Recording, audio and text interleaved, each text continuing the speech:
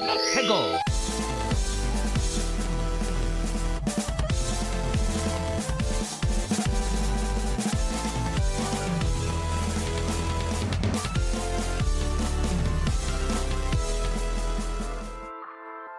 Hello and welcome to another episode of Ferret 64 with me, your host, Yemmy the Ferret. How is everyone doing today? I hope you're all doing fantastic. Hope you're having a good day, a good week, whatever it is. I hope it's a good one. Ferret 64 is, of course, the one-stop shop for video game news, occurrences, first impressions, and so much more. Last week's episode was a doozy. This week's episode should be a bit lighter. I always, I sometimes I say that, and then the episode's like 2.5 hours long. What are you gonna do? Let's go ahead and get this show on the road. Let's talk about what was announced at that game showcase. Okay. The rumors were true this time around. There was a rumor that there would be an indie showcase after the partner showcase, and here we are. Now there's a rumor that there's going to be another Nintendo Direct either next week or the first week of September. So we'll see if that's true. But as of right now, there was an Indie World Showcase this past week. And I thought it was relatively good. A little bit short, but relatively good. Let's dive into what they showed off. First up, we had Mina the Hollower, which got an official release date on October 31st, 2025. This is a kind of like a Legend of Zelda top-down adventure inspired by those times. Lots of really great pixel artwork. This is coming from the same people as Shovel Knight, so you know that there's quality behind the studio. Now, I'm pretty sure this is Yacht Club's first game that is not Shovel Knight in quite some time. They've been doing a lot of Shovel Knight games, including the one where you dig down to the earth, and the other one where it's like a Candy Crush or whatever. But yeah, Mina the Hollower is a quite different experience. Yeah, we'll see what this is all about when that launches. And there's also going to be a demo. That's right, a demo, which is out now. So if you want to check out the demo, boom bada bing, head over to the Switch 2 eShop, and there you go. It might also be on Steam as well. I'm not 100% sure. Yeah, this is a highly anticipated indie game, right up there with like Silk Song and stuff like that. So I would definitely recommend checking out that demo if you so desire, and also should maybe checking out the game when that launches on October 31st. All Hallows Eve. Ooh, spooky. Next up was a game coming from the same people who did Islets from, I think that was a couple years ago. That was a Metroidvania with a colorful art style and whatnot. This one seems to be kind of the same vibe. It's a kind of a colorful art scheme, but instead of being like all in the sky, it does seem to be very much grounded, and also seems to have more of a horror vibe to it, and it seems like it also has a giant map to explore. So it is Metroidvania once again. You'll find lots of different characters, you'll meet lots of different foes, and you'll also do some crazy boss battles as well. So yeah, I mean, this is looking pretty good too. This is coming in 2026, so we got some time before this one comes out.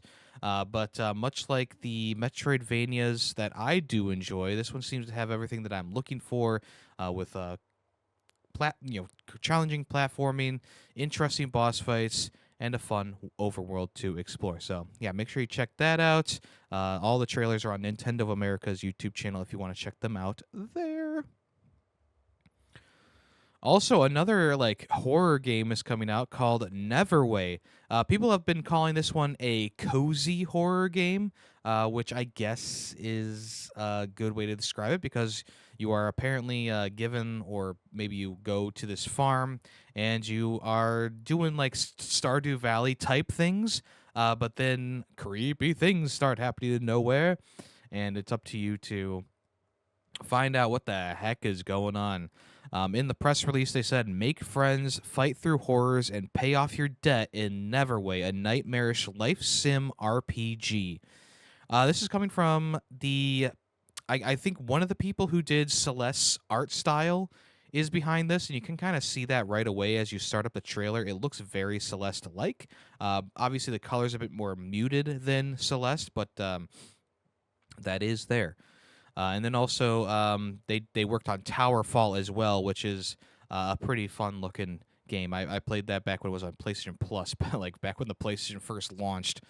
Also, there's going to be an original soundtrack by the artist Disaster Piece, so that's pretty exciting as well. This is also coming in 2026, so we'll have to wait for more information about that. But I'm sure that we'll see more about that. Yeah, probably by the end of the year, we'll see more. A game called Herdling. This was announced only to be coming to Switch 1, which is kind of weird to me because this seems like a game that could use a Switch 2 boost. It's about this wide open world, this huge open world with many different things going on, and you're not forced, but you are a herder of these like weird animals who all have like different attributes to them. This is coming from the same people who made Firewatch and the FAR games, which I really enjoy the FAR games. So yeah, the main goal of this one is just to take your herd and move it somewhere else, much like Bikini Bottom. We should just push it somewhere else. But yeah, it looks like there's going to be some puzzles to solve, with each of the animals, I don't know, abilities or whatever they can do. And I like I said, I feel like a Switch One version probably will look fine. But I mean, this one is one of those games where I feel like, yeah, we probably should have like a Switch 2 version here. Something to really capture the world. And maybe it will be coming to other platforms as well. I didn't see that it was going to be a console exclusive, but I guess we'll find out more when the game comes out on August 21st. So this one's not too far away.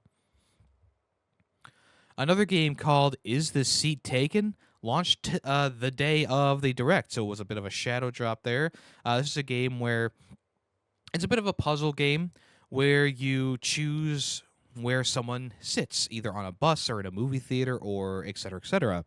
And they have different things that they need to have satisfied in order for them to be happy.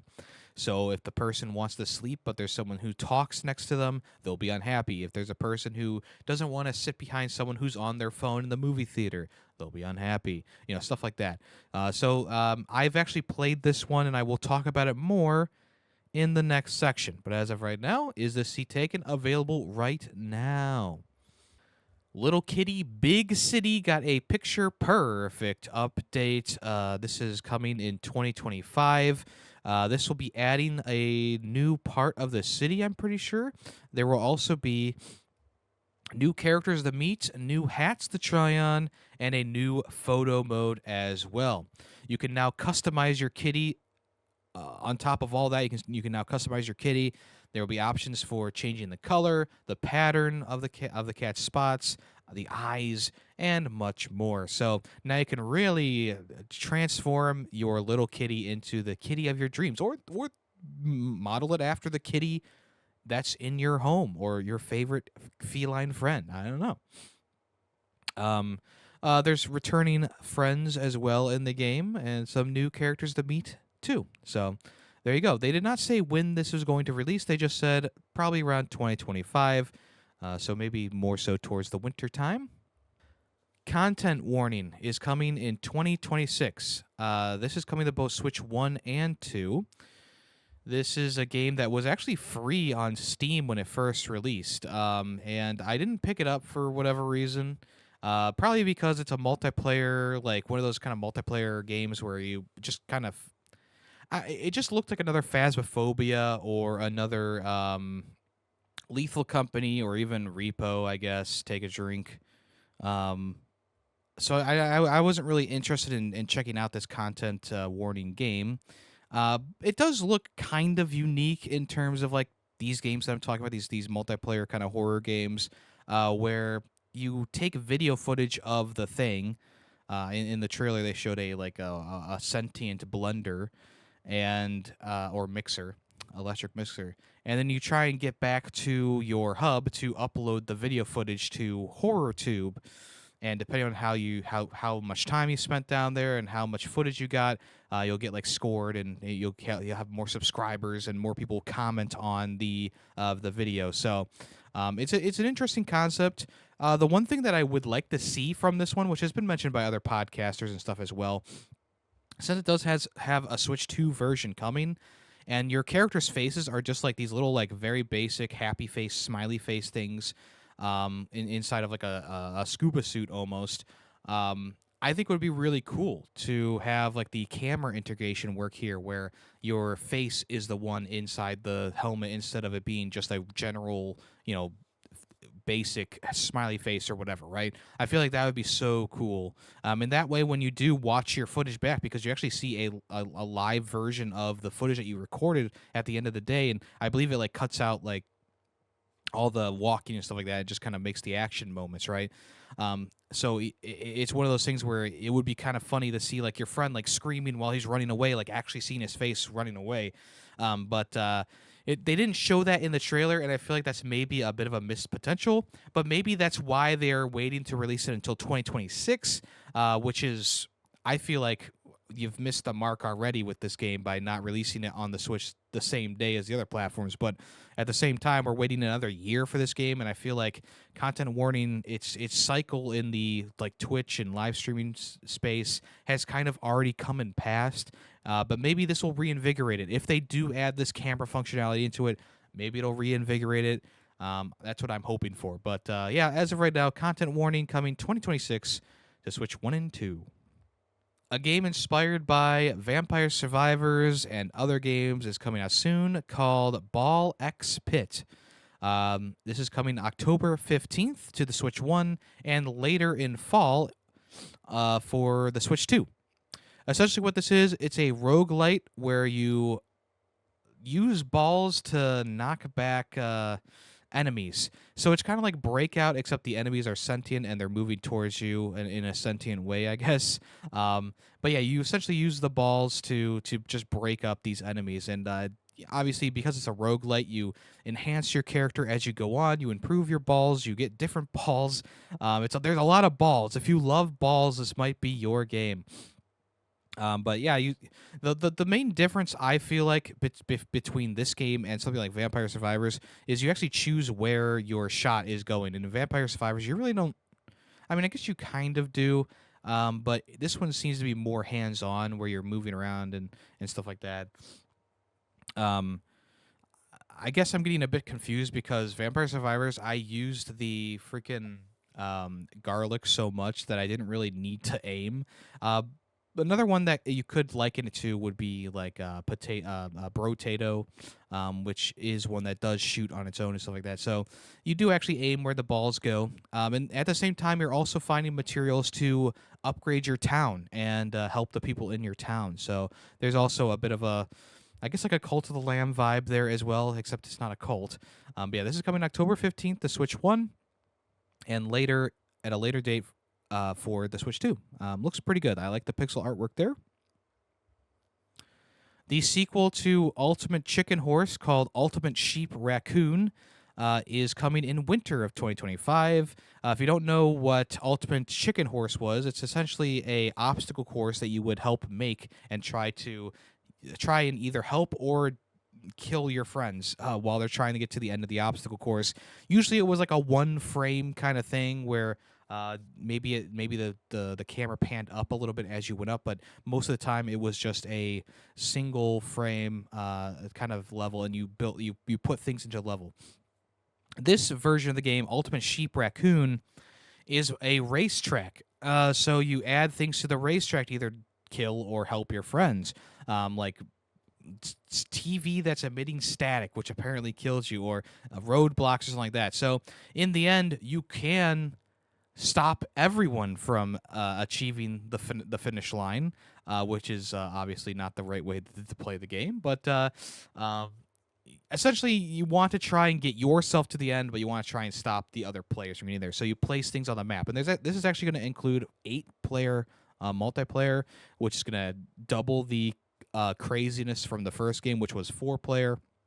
But yeah, this is coming to Switch 1 and 2 winter 2025. Looks pretty fun. You know, if you have a group of friends that you want to play this with, I think it might be a bit of a chaotic, fun time. All right, a game called Glaciered is coming this holiday to Switch 2 as well. This game is set 65 million years into the future after a new ice age has happened to Earth, and now every animal is on the surface of the Earth is gone, but the animals in the water are thriving, and they are of course evolving and doing all that stuff.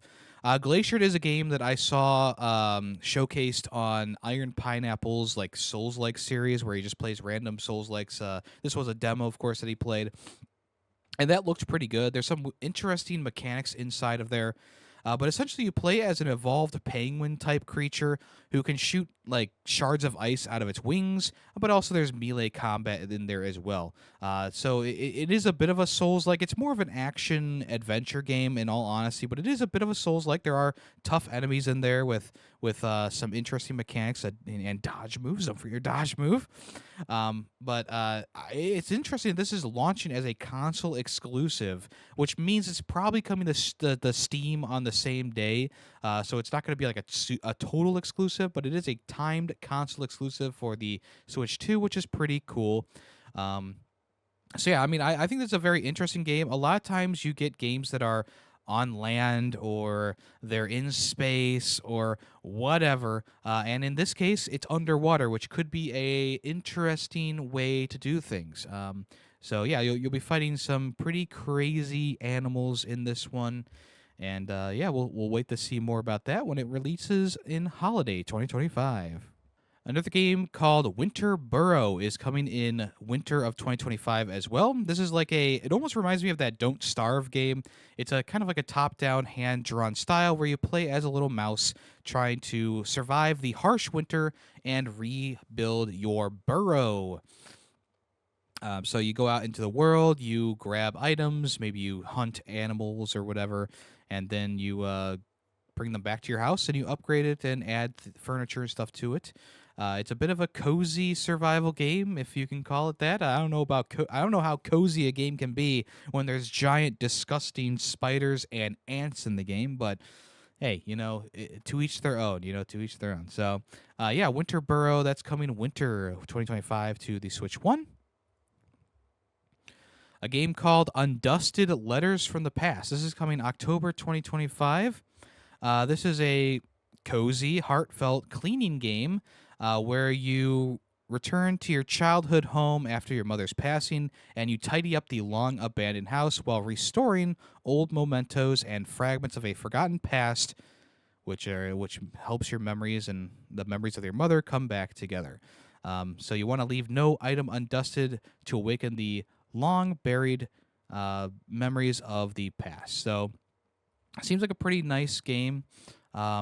I don't think it's going to be like super crazy in terms of gameplay, but could be kind of a fun little game.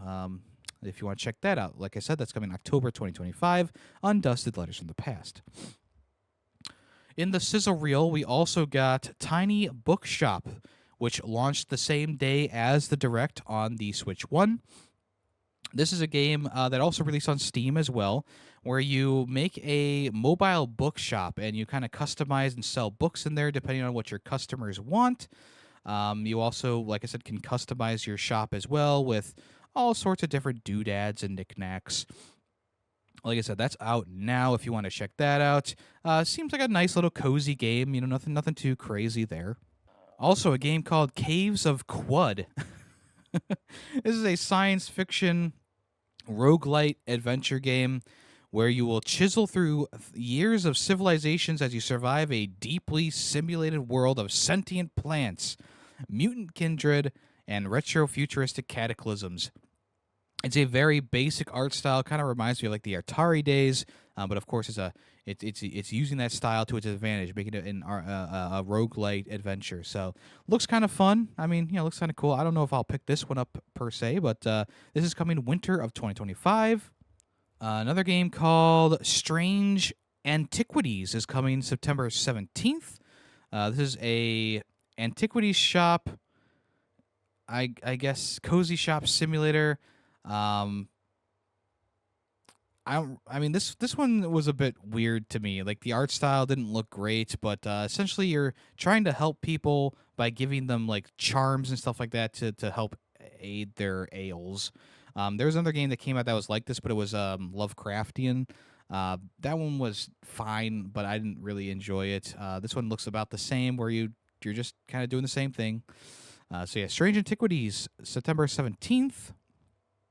I don't remember this stuff being in the sizzle reel, but Opus Prism Creek. This is coming fall of 2025 to both Switch 1 and 2. Um, you are a weary middle-aged photojournalist who has left behind the city life, only to find yourself stranded in the ethereal mountain inhabited by spirits. And the only way home lies behind the lens of your old camera. Tweak your camera's aperture, shutter, and focus to capture what each spirit longs to see. So it seems like it's going to be kind of a interesting kind of game. This is coming 2025, fall 2025. So Opus Prism Peak. Go Go Town. This is coming spring of 2026 to the Switch 1. You're a mayor, and it's your job to help renovate a rundown but busy town. Build shops, attract tourists, and hire staff, and more as you manage the town's infrastructure and try to avoid any mishaps along the way.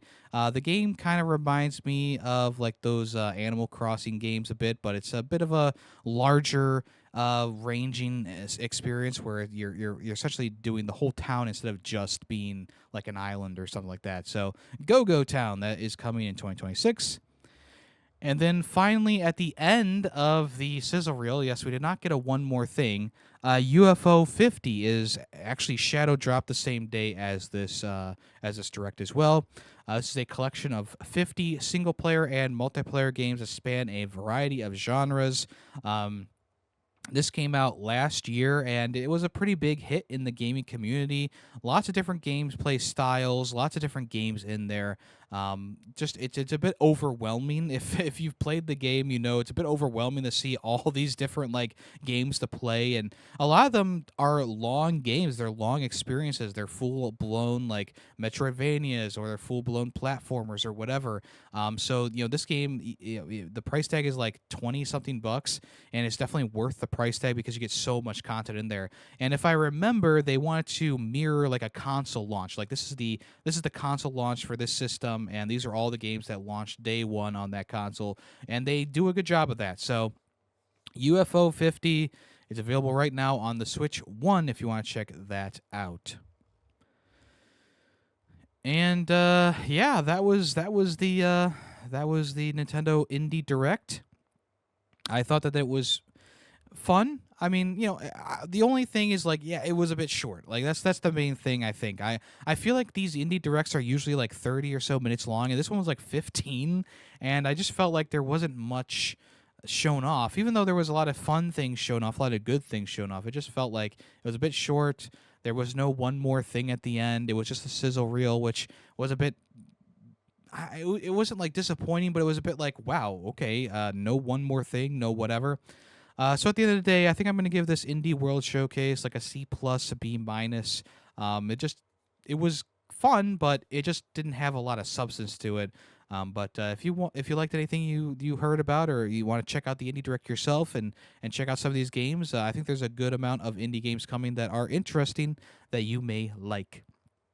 And also, I would like to say I'm not disappointed because Silksong wasn't there. Okay, I wasn't expecting Silksong to be here. I wasn't expecting Silksong to be at the partner showcase either. I feel like that's a main like Nintendo Direct type kind of game, but we'll see what happens. So yeah, Indie World Showcase was decent enough, and let's move on to what have I been playing this past week. Naysayers beware, because Battlefield 6's beta is great, okay? Battlefield 6's beta has been a fantastic experience, okay? I played the closed beta and I played the open beta. And I will tell you right now that the more people who are playing the game, the crazier the game has gotten. Now, the closed beta was a pretty big pool of people, and you would be waiting in a queue I think there was like 50,000 people ahead of me at one point when I joined the queue with the closed beta. And that queue, it sounds like a lot, but that queue goes pretty fast. It really does. It goes really fast. You don't even, I mean, you sit there maybe for a minute or two at most. And I could say the same thing, but just a bit length in length now that it's open beta. It's more like 5 minutes, and there's like a 150,000 to 200,000 person waiting room. But it still doesn't take as long as you would expect it to. And I think this is just because they want to make sure the servers don't get too much stress on them at the same time. But also they let in like 200,000 people in like 5 minutes, so it's not like anything too crazy there, right? But I just want to say, like, I'm happy that I was right about the game, okay? And I'm justified in my excitement for it, and all the excitement and stuff I said last week. It all still stands because the beta is fantastic. It is exactly what I wanted from Battlefield. There's really no gripes that I can think of right now, other than the usual like beta stuff where it's like, okay, we don't have a lot of weapons to choose from, we don't have any customization really. Just you can customize your gun, of course, but there's no like player customization in there yet or whatever, and that's all probably going to wait for the main release of the game. I'm not complaining about that because I know it's a beta and we're not going to get like the full package, of course. There are 2 maps you can play right now. One of them is in a mountainous and snowy region where there's like little scattered villages, and there's choke points as well on the map. It's a sniper's fantasy to play on these maps. And the most fun mode on this map is the conquest mode. And then there is another map that is like in the middle of like a desert city where it's just buildings everywhere. It's all like like that sandy looking kind of building structure. And you fight like alley to alley and street to street. And that mode, the breakout mode, is very fun on that one. It's very close quarters combat, just kind of working your way through the city. And the destruction is there. Like the destruction is at an all-time high. I mean, it's much more destructible than the last couple of Battlefield games, in my opinion. Now there are still some buildings that are indestructible, like their skeletons can't be destroyed or whatever. And a lot of times it's in that city map where it's like, okay, you can destroy a lot of the building, and the building can collapse in quotation marks, but it's still going to have that skeletal feature to it. Because it needs to be there for just the general gameplay of the map. And personally, like if you're going for more of a Bad Company 2 style, like Bad Company 2 allows you to level everything except for construction buildings, as I said last week. Those ones, for some reason, you could not destroy. But every other building in the game, like it didn't matter if the skeleton needed to be there or not. You could literally just flatten every single building in the game. And in terms of like playability, like sure, it caused things to be a bit more challenging. You didn't have as much cover or whatever, but that was a part of the game. It was a part of the experience.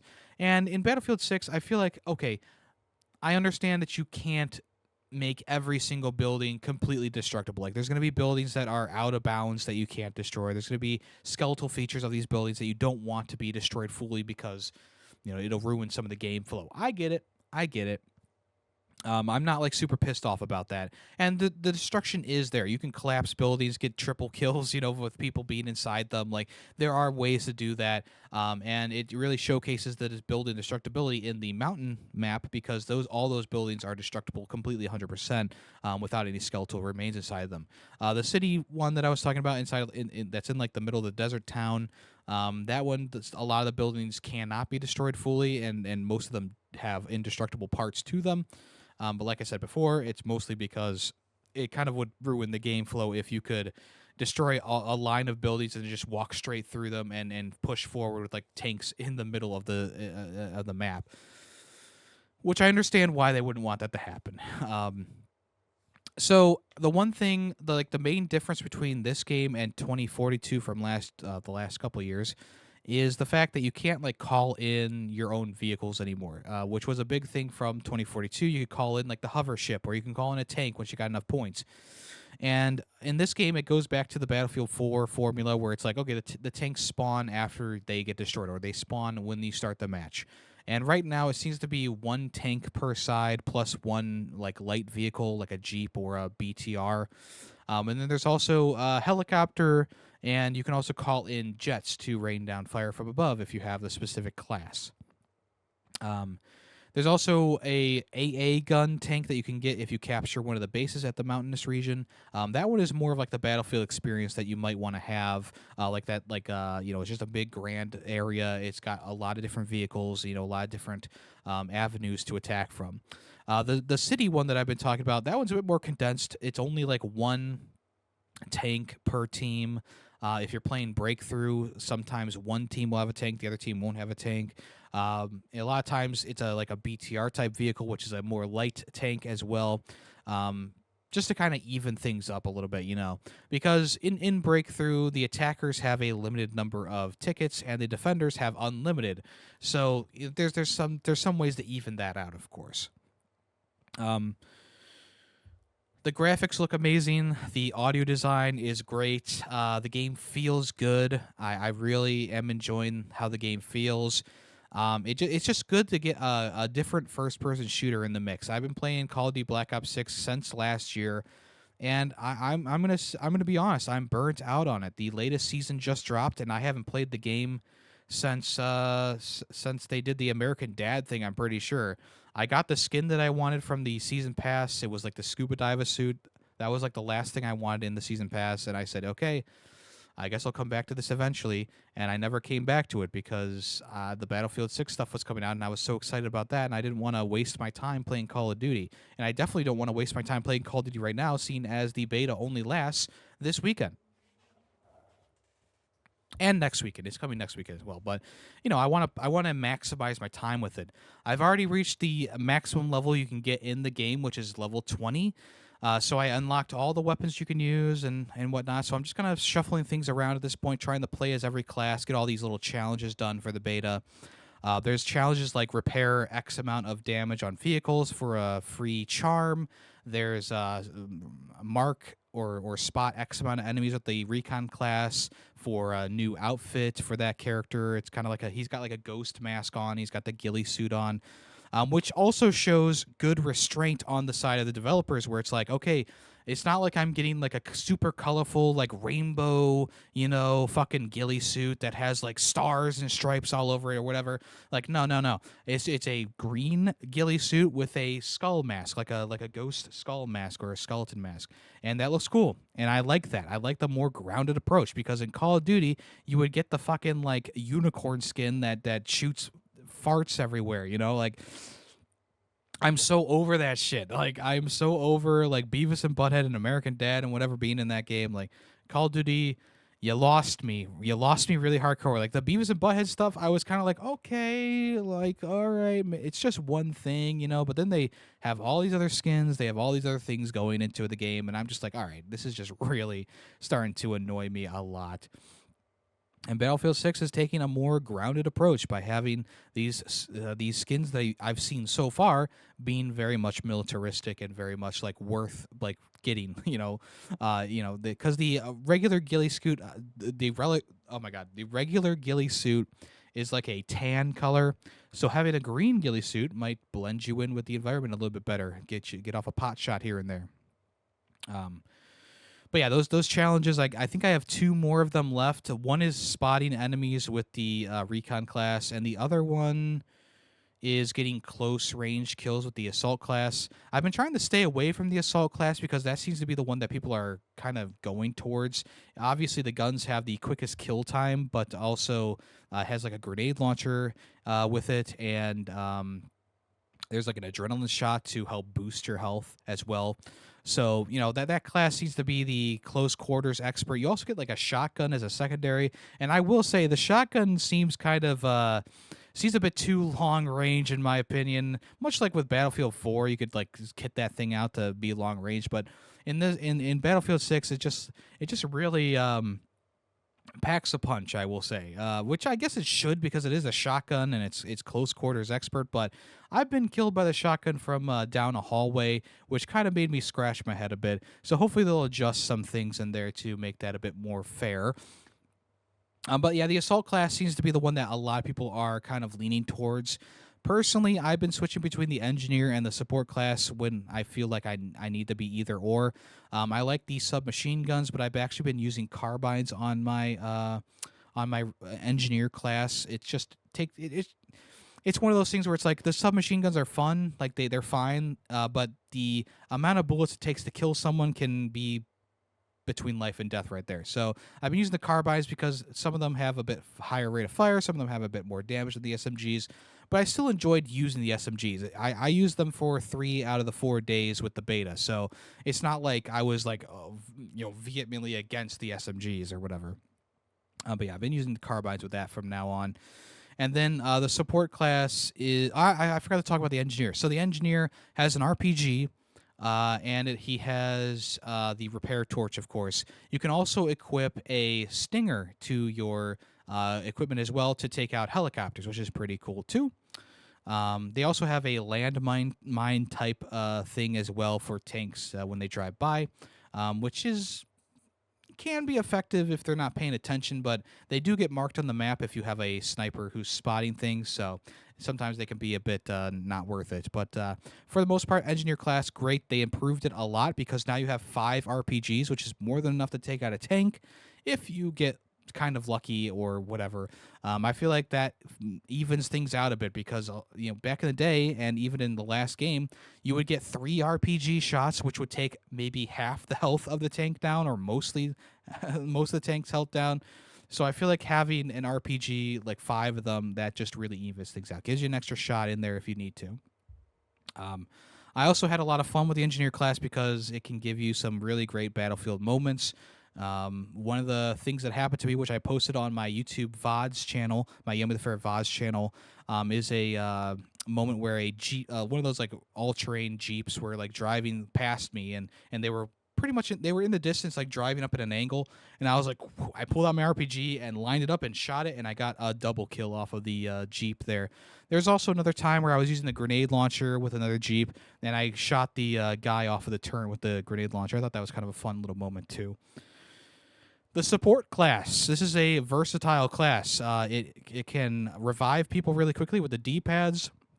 They use LMGs, so you got lots of firepower. They have a ammo and aid kit that you can throw down. They have a shield that you can put up so you can make cover or block off hallways. They are very versatile. I do enjoy the class. I think the LMGs feel so much different than the assault rifles. Like, if you're playing Call of Duty, a lot of times those guns will kind of start to feel the same, especially when you start equipping things onto them. But in Battlefield, the LMG is a bit more sluggish to come up and aim and stuff like that, which I do like. I like that because it adds a bit of extra strategy into it. Like, okay, I need to be really prepared if I'm going around a corner. Like, I can't be the guy sprinting around the corner with an LMG and taking 5 years to pull the scope up to and getting killed by a guy with an SMG, So that's that. The recon class obviously is the sniper rifle specialist, but they also have various other gadgets like the C4. They have C4, which can take out tanks and with 2 or 3 C4s onto them. They also have the respawn beacon, which is very helpful when you're pushing objectives. And then there's also the spotting beacon. You can plant it down, and it'll spot enemies for you automatically, which obviously helps your team in general. So that's the class that I've used the least amount on, simply because I'm not a huge sniper guy. I mean, I got a couple of sniper kills here and there when I was using it for a match or two, but I'm not super crazy on the sniping. I mean, the sniper feels good in the game, don't get me wrong, but I'm just not a big sniper guy. So what I've been doing, and I've been switching out with the carbines as well. Or there's also marksman rifles in the game, which are like semi-automatic. I might try and use a couple of those as well. Each class has a gun that is more suited for them. So, the support class, the LMGs, the engineer class, the SMGs, assault rifles for the assault class, and snipers for the recon. So, they all kind of work together to help out. Because right now you have a lot of people who maybe have not played a lot of Battlefield games, everyone's using the assault class, right? Or they're probably trying to use the assault class, which will put you at a bit of a disadvantage if there are tanks on the field, or if the enemy classes are all like like you want to have a good mix. That's all. That's what I'm trying to say. You want to have a good mix. That way you can get people revived really quickly. You can get the long range and spotting options of the sniper rifle. You can get the anti tank of the engineer, and then you can also get the firepower of the assault rifle. I'm sorry, the assault class. But if you don't have a good mix on your team, it can lead to disaster and being outnumbered by either tanks or enemies or whatever. Also, if it's a ticket-based mode like Conquest or Breakthrough, and you're not reviving people with the D-pads, then yeah, you're gonna be at a disadvantage there as well, because you're gonna be losing tickets faster than the other team. So there's a lot of different strategy that goes into that, and honestly, it all seems pretty solid. I mean, I've played my fair share. I feel like I played like 20 hours of this beta so far, and I still want to keep playing more, which is a good sign. If the game wasn't good, I would be on here telling you that it wasn't good. My biases aside, the game feels good, plays well, and definitely is a great experience. And if you haven't tried it yet, it is, the open beta is free. So you can play it this weekend, which it's already passed now, or you can play it next weekend. There's a beta period next weekend as well. So I would highly recommend trying it out, seeing if you like it. Battlefield is a long-running series at this point, and I feel like, much like I said last week, a lot of the games are quality games. I just feel like the criticism mounted towards Battlefield is a bit unfair, simply because there's one dud in its repertoire with Battlefield 2042, which I feel like isn't even a dud anymore. They enhanced and improved that game by a long shot. Because they had one dud, everyone's like, oh, don't, it's not going to be good. It's not going to be good. And then the beta comes out and everyone's playing it. It actually has more concurrent players right now than than Black Ops 6. Which is crazy. So Battlefield 6's beta is outpacing the FPS, the best selling FPS game out there, and I just feel like this is what the gaming world needs right now. It needs a more grounded experience in the first-person shooter genre, because right now we have so many arcade shooters. But Call of Duty comes out every year, and it's always a fast-paced, like, quick game. It's like, yeah, if you want that, it's there for you. But it just becomes a bit stale because it's just over and over again the same game in terms of feel. So Battlefield 6 comes out, and it's a bit of a different spin on the first-person genre, and it's a more of a team-based game, and it's got these grandiose levels and stuff like that to play. And I feel like people are probably connecting with Battlefield 6 more right now because of the fact that Call of Duty has gone the Fortnite direction, and Fortnite's Fortnite and whatever. And I feel like the people who wanted a more grounded experience are getting that grounded experience, and they're going to be coming out of the woodwork to play this one. And like I said, just because Battlefield had one dud when it started out, Battlefield 2042, it's not a bad game anymore, folks. But just because of that, I don't think that should tarnish the entire reputation of Battlefield. And I went through each of the games that I've played in last week. I started off with 1942 and Battlefield 2, great games. Bad Company 2, an excellent experience. Battlefield 3 and 4, excellent experiences. Battlefield 1, really fun. Definitely a mix-up of the formula. Battlefield Hardline, not the greatest Battlefield game, but still fun. It was a bit of a different mix-up of that formula. Once again, a more close quarters, kind of like police versus robbers kind of Battlefield. I thought it was kind of cool. A bit limited, but kind of cool. Battlefield 5 started off a bit rocky, much like Battlefield 2042, but it got there in the end with a bunch of updates and stuff like that. They added all the different Pacific era stuff in there. And then, with Battlefield 2042, it just all worked out in the end. They improved it. They worked on it throughout the years and just improved a lot.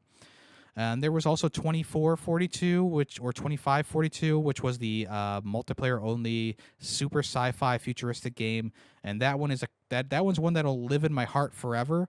But it will never see that again, I don't think. Especially since 2042 didn't really sell too well. I mean, it sold well, but it just didn't get received very well.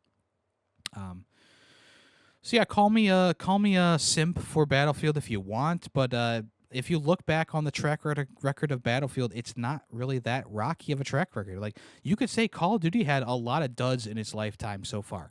Call of Duty has had more bad games than Battlefield has had, and that's a genuine fact. Even if you're the biggest Call of Duty fan ever, there are a lot of people who will go out of the woodwork and say, well, Black Ops 4 wasn't that good, or well, Call of Duty Vanguard was not that good, or I really didn't like Call of Duty Final Fronts or whatever, right? So I think Call of Duty, if you say what's a bad Call of Duty game, most people will have an answer for you. And if you say what's a bad Battlefield game, I'm sure most people are going to say 2042 at this point. But have they played it recently? Probably not. The bottom line for Battlefield 6 is that I think that the excitement was justified. The Twitch gameplay we saw when the game was first revealed looked promising, looked really good. But actually getting that game in your hands, it feels good, plays good, and it's exactly what I wanted from a Battlefield experience in 2025. So I'm very excited to play the full package, and I'm also excited to play more of the beta as the beta continues. So try it out for yourself. I'm honest. I'm being completely honest. Try it out for yourself. See if I'm lying. I'm not lying, but see if I'm lying. Try it out for yourself, honestly. Another game that I've been playing this past week is the Sea Taken? I talked about this a little bit earlier. This is a game where you have these like different shapes, and they want to sit down in seats, and you need to put them into the seats that they prefer. And there's a bit of a puzzle element in there because they'll be like, oh, I don't want to sit next to a kid, or I don't want to sit next to a person who's loud, or I don't want to sit next to, whatever. And you'll need to utilize the space that you are given to order them or put them into a right position to not have them be unhappy. So, one person could want a hamburger, the other person could want French fries. You got to put those in front of them and they'll be happy. Or there will be a person who doesn't want to eat anything. So you got to put them in front of something there's nothing there. And there's just a lot of working around, finessing and putting these little shape characters into the places they want to be. There's a lot of different locations that you are placing them in. So there's like a car. Like the first level is like a taxi. It's like a fancy taxi with like a few different seats. And, it kind of just gives you the basis of the game. Like, I don't want to sit next to someone smelly. So you put the smelly person in the back, and, like, they have, like, a range of smell around them. There's, like, 4 seats that are covered in their smell. And there's also someone who wants to talk. So they have a range of, like, who they'll talk to. And if you put the person who doesn't want to be talked to near them, they'll be like, I don't want to talk to you, And you got to move them away. So there's all these different, like, little puzzle elements that you got to contend with to put them into the right seat that they want to be in. And I think it's a very satisfying and chill game. It's not like it's going to really penalize you for not putting someone into the right spot. They'll actually visibly and there'll actually be a little like thumbs down icon in the corner when someone's unhappy. There was one point where I thought that I had everyone done to what they wanted, and I looked down at the right corner and there's a little thumbs down saying, hey, there's one person or a couple people maybe who don't like where they are. So then you can go back through and be like, okay, so where did I mess up on this? So it's very straightforward. It doesn't try to hide, what you got wrong. It tells you exactly what the person wants in the corner when you click on them. And I like that more chill kind of puzzle kind of vibe because it doesn't become frustrating. It just kind of becomes more fun as you keep going. It keeps upping the ante and all that stuff. So I'm about halfway through the game right now, and I'm very much enjoying it. The only thing that's kind of weird is like on the Switch version of the game, it doesn't utilize the mouse controls, which I feel like is a bit of a detriment to the game on the Switch, because using mouse controls on the PC feels great. And if I'm using a joystick, it's probably not going to be as smooth. I mean, it still will work, but not as smooth. I feel like that's a bit of a missed opportunity there. And maybe it's just because they didn't get a developer kit for the Switch 2, so they couldn't release it for the Switch 2. But I don't know. But yeah, Is the Sea Taken? Gets a thumbs up for me right now, and I would recommend checking that one out. It's pretty fun. Pretty fun puzzle game. Well, folks, we've reached the end of Sonic Summer, and the last game that we played was Sonic Frontiers. And I felt like this was a really good game to end the entirety of Sonic Summer on, because it was really a celebration of the Sonic games in general. So Sonic Mania is a celebration of 2D Sonic games, right? Sonic Generations is a celebration of Sonic as a whole. And Sonic Frontiers is a celebration of the 3D era of Sonic games. Now, there's still some 2D stuff in there, like they have the old 2D logo from back in the day for your live counter when you're doing some challenges. And there's also some of those remix stage themes from Sonic Mania in there. But for the most part, it is very much a love letter to the 3D Sonic games from the past. There's music from all the different Sonic games of the 3D nature, including Unleashed and Sonic 06, Sonic and the Secret Rings, and et cetera, et cetera. So there's a lot of good little nods to those games. And this is also a good evolution of what Sonic a 3D Sonic can be, right? You're running around this open world, you're unlocking parts of the map, you're grinding on rails, you're doing these random platforming sections to get collectibles, you're doing like these 3D and 2D kind of missions to collect keys to open up the Chaos Emeralds. You're doing boss fights in the open world and stuff like that. There's these larger than life kaiju type boss battles, which are awesome. Like they have this really incredible soundtrack to them. And it just kind of encapsulated everything that I like and love about 3D Sonic games.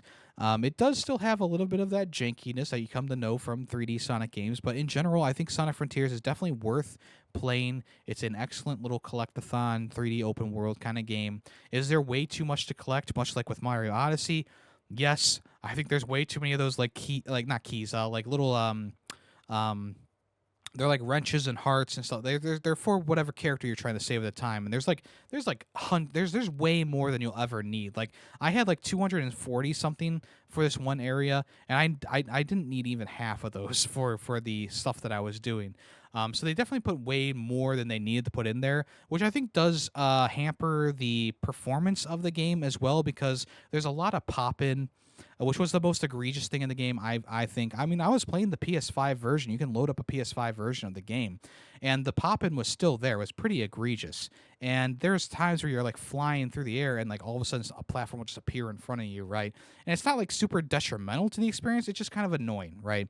Because you want to, like, I would love to look over the entire area and just see all the little platform things in the sky, right? But if something's not like within a couple like feet of you, it just doesn't show up, which is a bit weird, right, for a game like this. I feel like if they made this game nowadays, they probably would fix the pop-in issue, and they would make the area a lot more expansive and be able to see more, because they've learned from that. I feel like they probably could update this game and maybe put out a new version of it, or an update that allows you to see more of the platforms in the sky. Like, I don't need to see every single platform at all times, but it would be really nice to at least get just something in the sky, because I feel like it would be really cool to just look up and see everything there, right? Or most things there.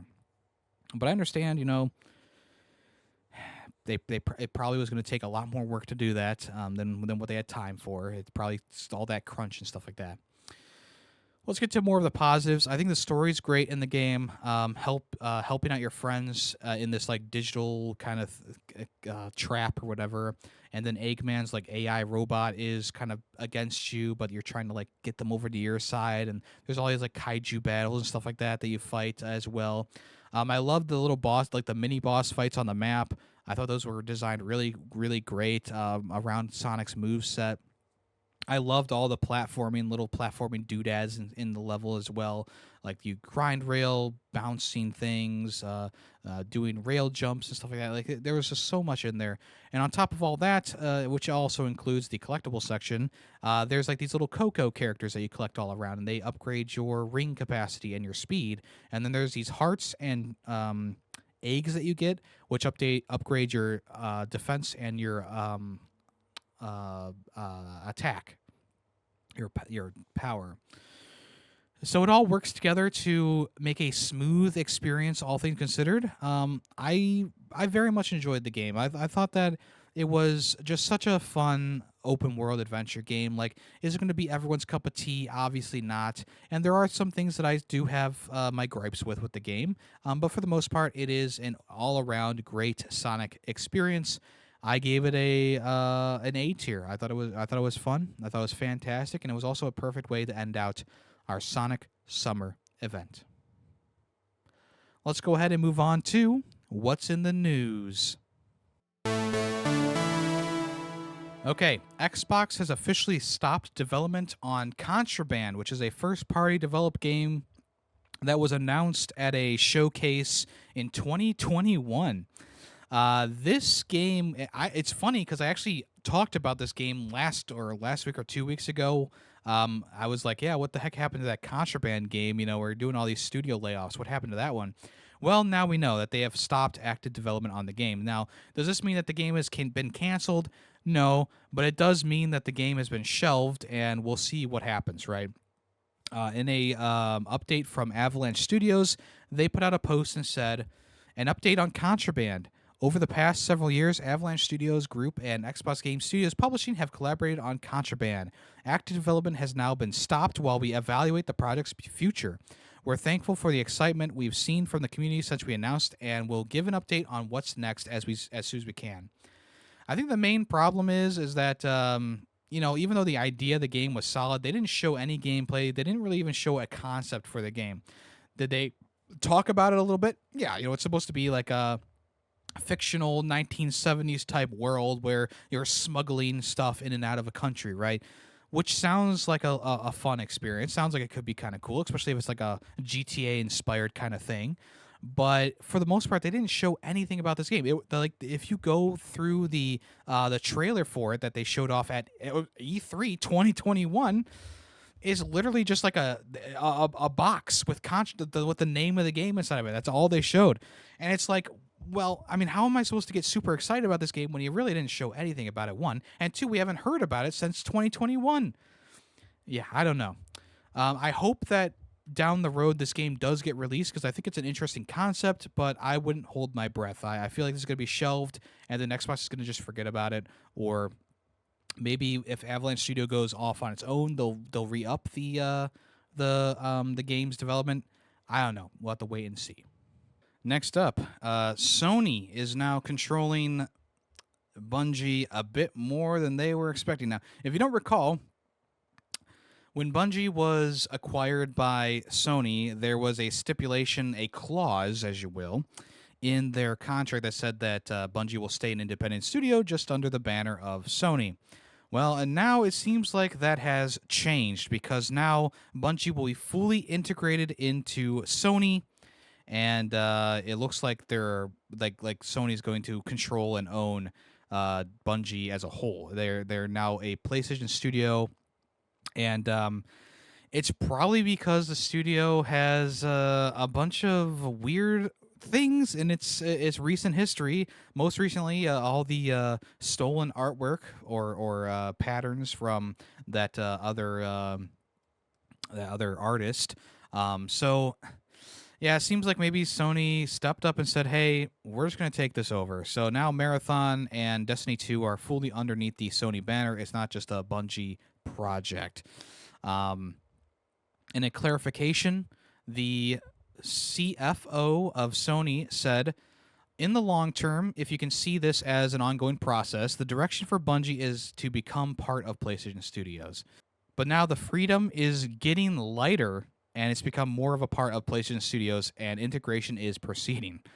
So it sounds like they're just, the blob type sucking them up and just dissolving the studio inside of PlayStation.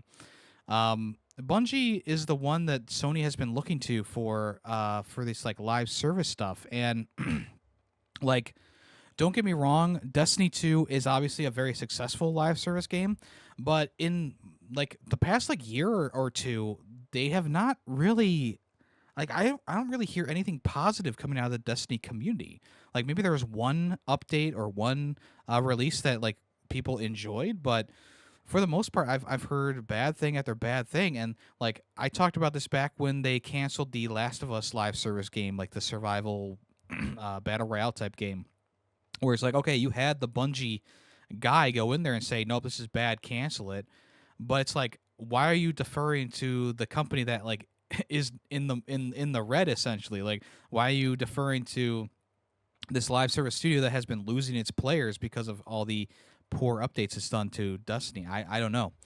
But as of right now, it seems like Bungie will be more so in the arms of PlayStation as the year goes on, and we'll see what happens by the end of this fiscal year if Bungie is just fully enveloped into the PlayStation banner, which I think will happen. We'll see also what happens with Marathon. We haven't heard anything new about that recently. It's still been delayed indefinitely, so we'll see if they re-reveal that at the end of the year or if it's going to be a little bit longer. Some gaming veterans from back in the day have started a new studio under a new banner, who are hoping to deliver the next evolution in rhythm gaming. These are people who worked on games like Guitar Hero and DJ Hero. So back with Activision and all that. The studio is being led by Simon Ebinger, who was the production director on multiple Guitar Hero games before this becoming studio head at Vicarious Visions over at Blizzard. Their plan is to deliver the next evolution in rhythm gaming, like I said, in a quote from Simon. He said, Red Octane Games is focused solely on advancing the rhythm game genre, combining the past with the future and being driven forward hand in hand with this well-established and respected community of gamers. The team has been busy in pre-production over recent months and has now officially entered production on its debut rhythm-based title, which is expected to be announced later this year. Ooh. They did say that plastic instruments will be a part of the game, so we'll see if they do another Guitar Hero-like thing. Now, I talk about this a lot because Xbox promised it, but remember, they said that they wanted to bring back games like Guitar Hero. Have they done that yet? No. So maybe it's up to them, up to this conglomerate of older veterans of the series to make something new again.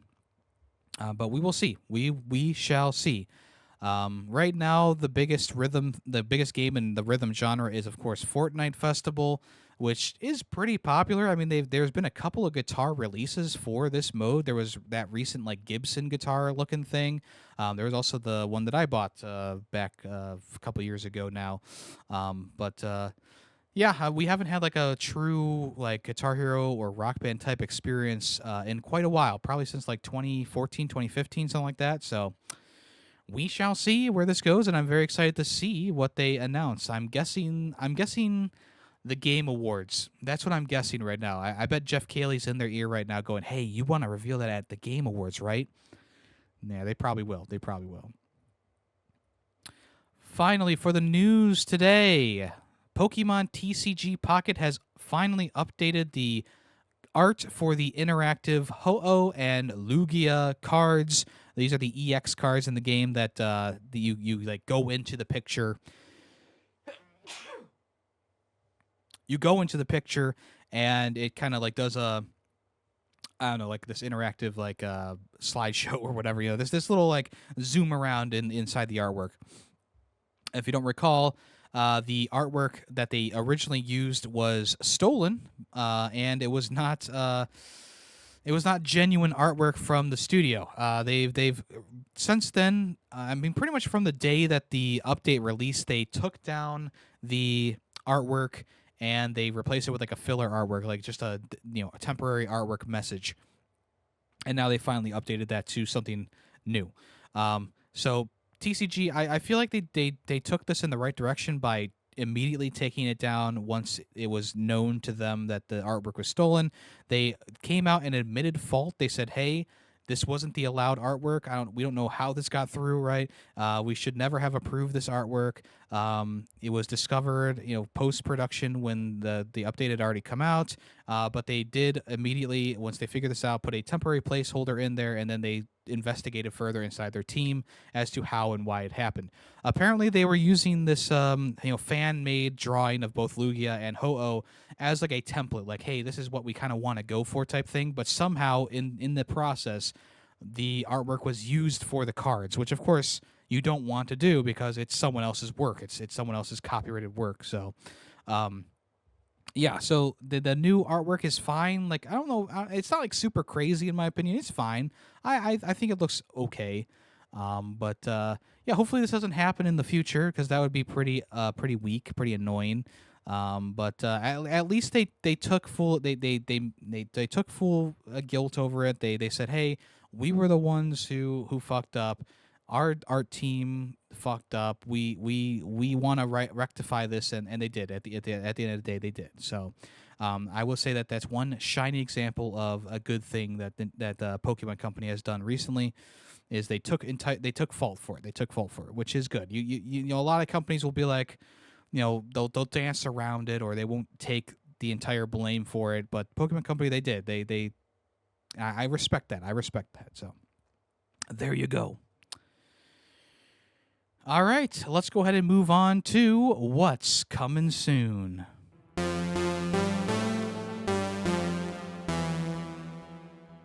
Ghost of Yotai. This is coming soon. It's still coming soon. I'm very excited to play this. This is still coming October 2nd. We're almost there. We're about a month or so away. They released another video, a Kusarigama gameplay. This is the it's like a little it's a ball and chain type thing, but the one side has a stick on it with a blade coming out, and you can like throw it and stab people and bring it back, or you can use the ball and chain to like knock the opponents off their feet or something like that. So they showed off some long form gameplay, like uninterrupted gameplay of the character using this weapon to help do things silently and also do things loudly as well. So one of the main things that they showed off was taking that pointy end and throwing it so hard that it stabs the person in the back, and then yanking them back towards you so you can do a silent kill on them without alerting other enemies around you, which was pretty sweet, right? They also showed that you can light it on fire and use that to scare enemies and also burn shields and armor away, which is also very cool as well.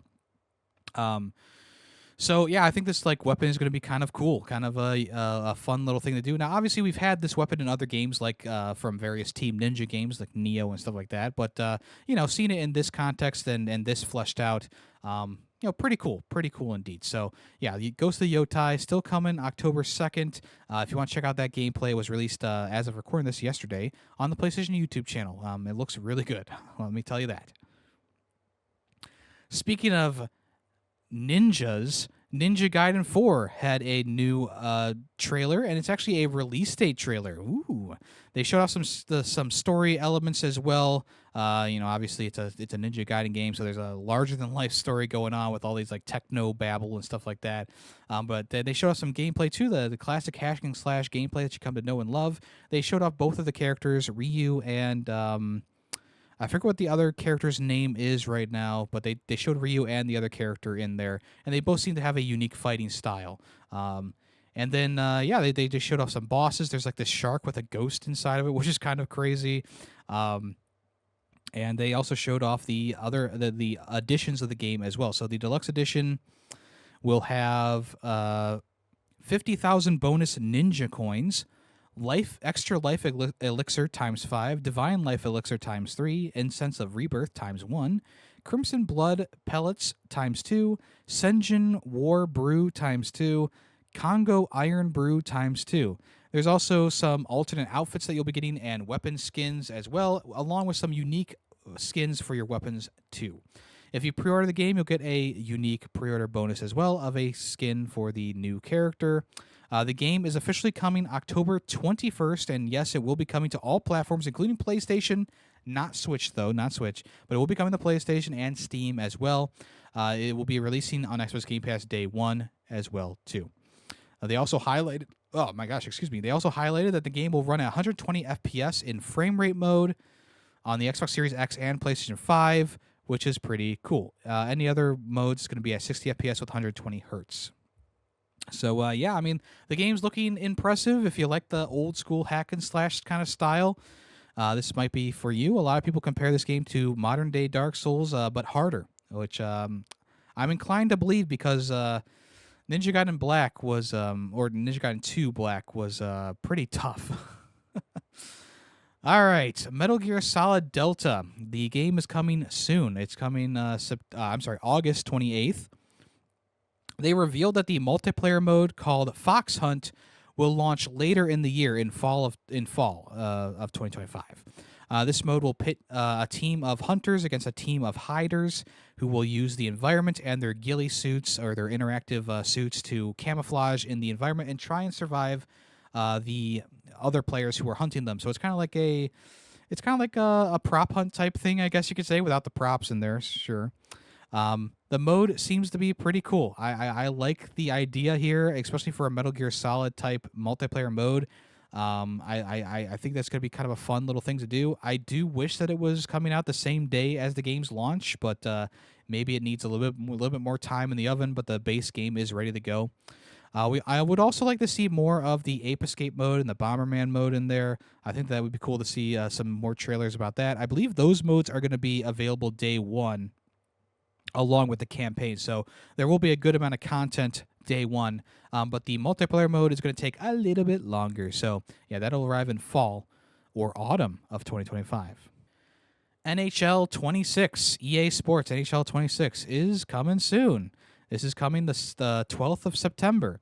And this is going to be the next iteration of the hockey franchise. Essentially, the big takeaway from the trailer and the deep dive is that there is going to be a new story-oriented be a player mode with a big update. Specific changes will not be shown off until the deep dive video is fully released, but the teases show that the story mode is going to be more in-depth than ever. Also, there's going to be new goalie mechanics and tweaks introduced as well to have a new crease control system, whatever that means. The cover athlete for the game is Matthew Tkachuk. T-K-A-C-H-U-K. Tkachuk. Okay. Who will be this year's color athlete. The first Panther to be on the cover since NHL 97 when John Van Beesbrock was on the cover. So there you go. Oh, boy.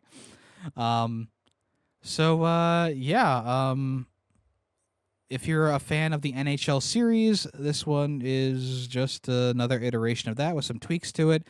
I believe the NHL series is more well regarded by fans than something like Madden or even FIFA, but I guess we'll see when this comes out. So be prepared for the deep dive, which is coming soon. I probably won't be talking about this again, by the way, but NHL 26 coming September 12th. Dynasty Warriors has announced a major DLC for the newest game, Dynasty Warriors Origins, and alongside that, they announced a remaster of an old game. They were a bit cryptic about what the game was going to be, but people can only assume that it's going to be like one of the first original games to be remastered, which are classics. Of course, they're classics. Back in the day, the first like Dynasty Warriors that I ever played was like an Xbox 360 kiosk, and I was playing whatever that game was for a little bit, and I thought it was pretty fun.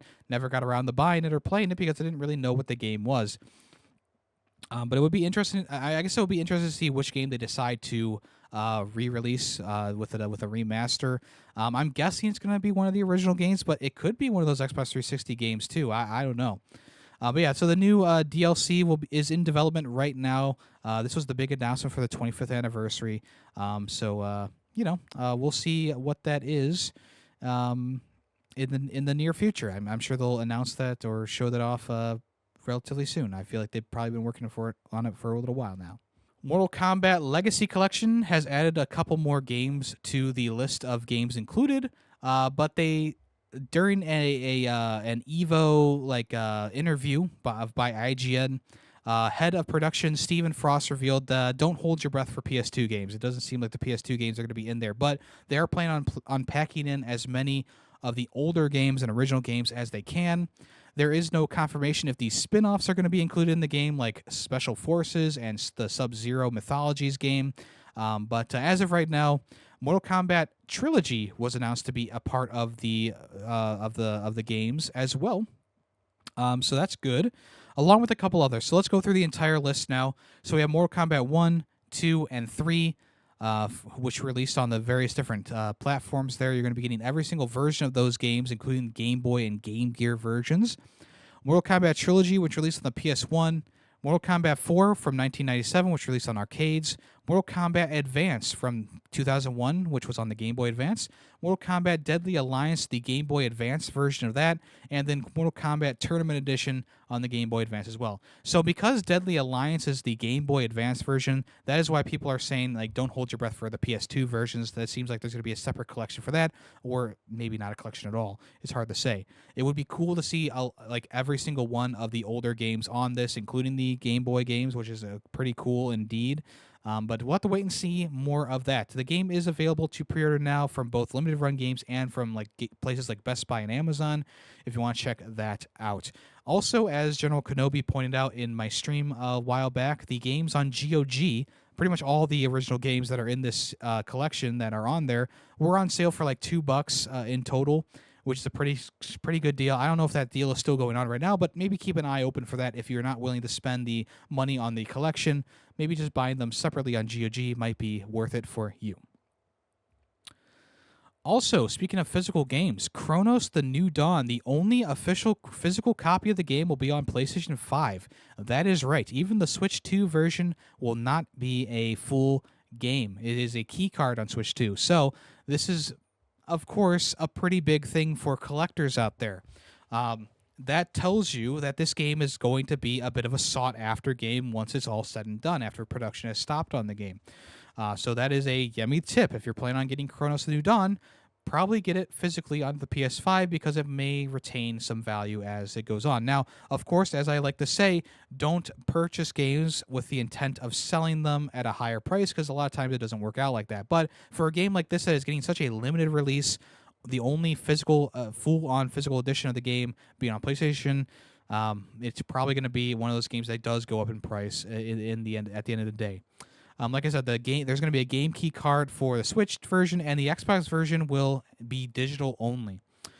So the physical version of the game will come with a few goodies, including a sticker set, the physical game, and it will include a code for the bonus in-game content, including a Traveler skin, 4 times extra pistol ammo, 1 time shell patch, small, and 1,000 extra energy in the game. So there you go.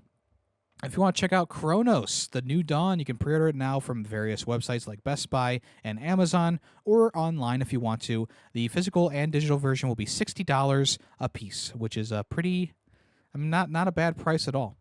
And also, the game will be fully on the disc, besides from like an update or whatever that you need to do, which is also a good thing as well. A lot of people love to see that. So there we go. Pretty excited about this. If you want to check out Chronos: The New Dawn, that is coming soon. That is coming September 5th. September 5th. I don't know if I said that already, but September 5th is the day for that. Hell Is Us confirmed that there is going to be a playable demo next week. On their Twitter account, they announced the demo is coming August 12th. This is the open world, kind of let you do what you want to do kind of game that we've seen a couple times now. They showed off at a State of Play, but it is also coming to the Xbox as well, and I believe it's coming to Steam too.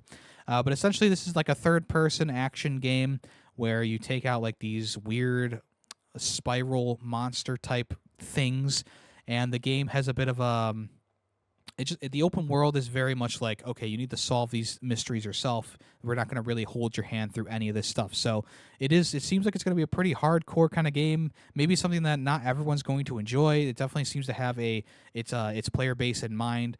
People who want to do the legwork and not want to have an objective marker every step of the way, right? So yeah, there is going to be a playable demo on the 12th of August. There will also be a PC demo at the same time as the PlayStation and Xbox demo. So there you go. And finally for today, Lego Party has a release date now as well. The release date for Lego Party is September 30th, 2025. This is the Mario Party inspired Lego game. Obviously, I think it's going to be on the same quality level as something like Lego Brawl, which was not well received. It doesn't look like it's going to be that crazy of a game. Like it definitely has a Mario Party type board. It's got Mario Party type, but also Lego inspired mini games to play. It just looks a bit bare bones in my opinion, much like Lego Brawls did. So I probably won't be picking this one up either. But if you want to check it out, like I said, it might be a fun little kids game, for the kiddos. But if you're an adult who likes to play Mario Party, just stick with Mario Party. This is not going to be the next best thing. Much like the Garfield Party game that I played last year or whatever. Probably not going to turn any heads by any means, but maybe it will be a bit of a fun game for the younger audience. So September 30th, if you want to check that out. I believe it's going to be $60. All right, folks, thank you so much for listening to this episode of the podcast. Very much do appreciate that. Let's go ahead and do Guess That Song. If you know the name of the song and the game that it came from, let me know in the comments below, and I will give you a heart and a congratulations. Or if you come over to the Discord and talk in the Ferret 64 section, I will give you a super reaction, and you will get the admiration of your peers. Let's listen to today's song right now.